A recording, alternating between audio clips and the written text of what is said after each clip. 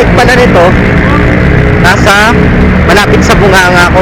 Kung mapapansin nyo, nandito yung ano niya. Andito. Ito.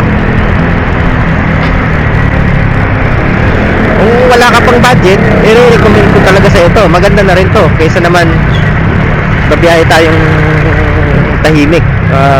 Siyempre, iba pa rin yung meron kang sinasabi, di ba? Habang bumabiyahe ka, meron kang mga ikwento sa viewers mo.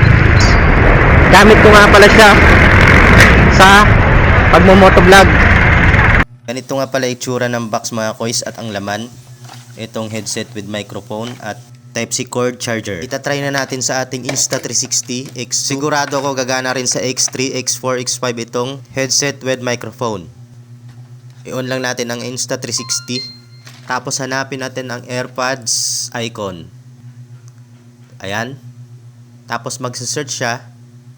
So pag may nakita ka dyang FSL001A, pag nag-green na siya, ibig sabihin connected na siya at pwede na nating i-try kung gumagana ba ang wireless Bluetooth headset with microphone. Ito yung mic. Pakinggan nyo na lang mga kois. Ito naman yung headset. So gamit ko rin siya sa pagtawag ko sa mga customer ko as a joyride rider. Kasi dati, pag tumatawag ako sa customer, lumalapit pa ako sa cellphone ko para lang marinig ko yung sinasabi ni customer ko, yung passenger ko.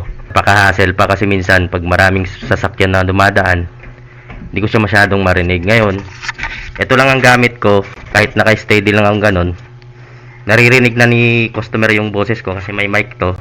At the same time, naririnig ko rin yung mga sinasabi niya. Tapos gamit ko rin siya sa Insta360 para na rin siya talagang intercom na budget meal siya. So mga wala pang budget kagaya ko, recommended ko talaga sa inyo to, itong headset with microphone. Nasa comment section lang ang link kung saan ko siya nabili. Bili na rin kayo mga kois, napakasulit niya. 206 pesos lang ang headset na may mic na pwedeng gamitin sa Insta360 at sa cellphone mismo kung ikaw ay joyride rider o rider na katulad ko.